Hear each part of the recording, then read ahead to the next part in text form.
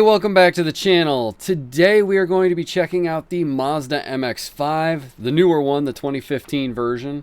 So we're going to do that in A-Class and S-Class today. I couldn't find a build I liked in A+, and I know there's really good A+ builds out there of other cars, so I just decided to skip A+ because I was getting sick of it. So here we go. First thing we are going to do with the engine is we are going to swap in the 2.0 liter inline 4, which there's a lot of those for this car, but you want the one that's the first one in the list. So after you swap in that engine, you're going to leave it on the basic induction, the basic ECU, the sport fuel system, the sport exhaust, the Pro Roots supercharger with sport nitrous, elite road suspension. Super brakes are as far down as you can go with this car. It doesn't have anything lower. You're going to have the Elite Grip tires, the Elite clutch, the Pro 6-speed gearbox with the Elite differential and super nitrous grip and drift. For handling, we are at 55% grip. Steering sensitivity is all the way up. Downforce is 2 to the right. Traction control is off, and drift entry is brake tap. Excuse me. That will give us a top speed of 169 miles per hour, a 0 to 60 of 4.7, and a quarter mile of 12.8. So, now it is time to go race this thing. Let's go. Alright, so we're about to run on the rat race, and we'll see if I can get a decent time on this race or not. And that little Civic just forced me out wide, but not a big deal because I was able to get back before the first checkpoint. So far, this thing feels pretty good. Off the line, it was really good. That was just straight grip until it decided to drift all on its own. But so far, it's feeling like a pretty good car. You just gotta watch out coming around there that you don't put yourself into that wall on accident, which I have done many times in this race. Just usually the B version. Oh, come on. Why did that traffic have to be right there? I was about to make a beautiful turn, and they messed it all up. Ah, well. Nothing you can do about it at this point. So far, this is a pretty good car. Excuse me. I apparently decided I need to have a frog in my throat at that point.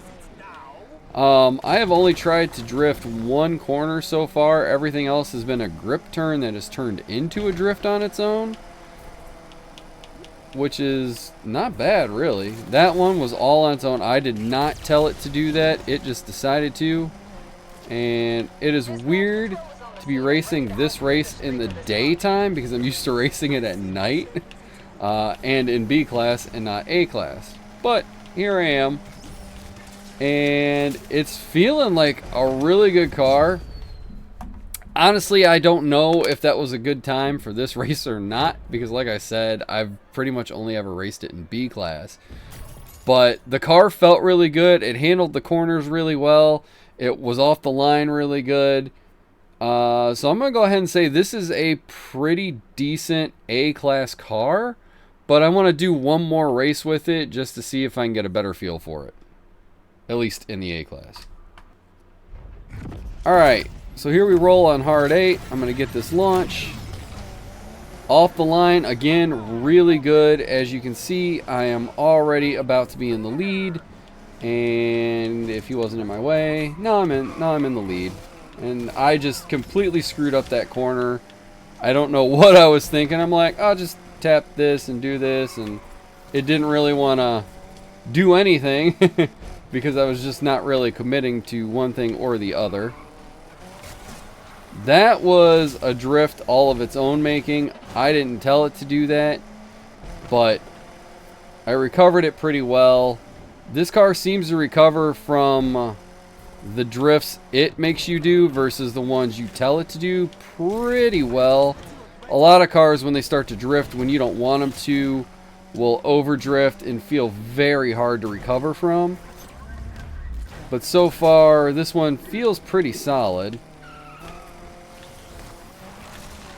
I almost got through that the way I wanted to, but, you know, things happen, and you can't always have what you want, and you can't always want what you have, or something. I don't know. That's what I get for trying to be philosophical. But around there, I mean, this thing handles amazingly well. I am not upset with anything this car has done so far. The handling is good. The acceleration is good. The recovery from mistakes is pretty easy to do, so that's definitely nice. Because if you make a lot of mistakes, it's good to be able to recover easy rather than having to fight and end up in a wall because you don't know how to recover, or maybe not even necessarily you don't know how, but you just aren't able because the car won't let you. So a lot of times if you try and recover from something the car wants to do, you end up just overcorrecting and doing things completely wrong to begin with. But this one, yeah, it's nice. It's definitely a very, very user-friendly car. And if I don't hit that traffic, I'll be alright. Look at that beautiful drift right there. Oh, that was nice. Oops, that was my fault. I tried to blast coming out of a turn, and sometimes the cars don't like that. Let's see, what was my final time on that race? It was, come on, 2:26.78. I feel like that's a pretty decent time for A+, or I mean A. So I'm going to go ahead and say, yeah, buy this car and build it. It is a pretty good A-class car, and you don't often see people using it anyway. I'm going to go hop over to the S build, and we'll give that one a shot. Okay, so here we are with the S build. For this one, you need to swap in the 1.5 liter inline 3 hybrid engine. I feel like that's what the GR Corolla uses, but I could be wrong on that. I know it uses a 3-cylinder engine. But anyway, for the parts on this one, you will use the Sport Induction, the Sport ECU, the Super Fuel System, the Sport Exhaust, the Super Screw Supercharger, the Sport Nitrous with the Elite Road Suspension, the Super Brakes, the Elite Grip Tires, the Elite Clutch, the Super 7-speed gearbox with Elite Differential and Super Nitrous Grip and Drift. For the handling, we are at 60% grip. Steering sensitivity is all the way up, downforce is 4 to the right, traction control is off, and drift entry is brake tap. That will give us a nice top speed of 200 miles per hour, a 0 to 60 of 3.0, with a quarter mile of 10.6. So now, let's go find an S-Class race and just blow away some AI people. Alright, here I am about to thread the needle on Fishhook, and off the line, not too bad. I accidentally moved my camera there. I feel like this camera's not right. There we go, that's the right camera. Alright, off the line, this thing is definitely good. And down here, so far it's feeling good, just like it did in A-Class. It is feeling like a very easy to drive car. It seems to kind of want to get stuck in that 161 range right there. Like, it doesn't at the moment really seem like it wants to get above it, even though we are finally above it. I'm just looking to see if it's climbing. It seems to be climbing pretty decently, so that's pretty good. A lot of the times it'll feel like cars will just get stuck at a speed and not move, but this one feels like it's going to move. And went around that corner pretty well. I didn't quite do what I wanted to do, which was, not go off-road in that section, but I still was able to make it around there and not screw up that corner, which is always a plus. And let's see, I'm already 700 yards ahead of everybody, at least 700 yards. Let's see how we do on this corner. Very nice. That was just pure drift going around that corner. And that, I over drifted that on accident. That was my fault. But for the most part, this car is feeling like it wants to do what I want it to do and when I want it to do it. Which a lot of cars don't really feel like they want to do that. You kind of got to get used to the car rather than just race it how you want. But so far... Oh, that cop got in my way. Why did that cop have to just come out of nowhere? That is going to screw my time up. Alright. Anyway. I'm going to just kind of draft. I can't even speak now. I'm so annoyed about that cop getting in my way. Drift around that little corner. I'm going to drift this one.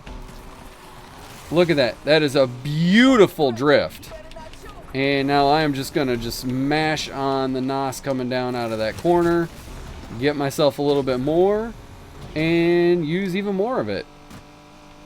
And hope that I can do some pretty decent stuff coming down through here.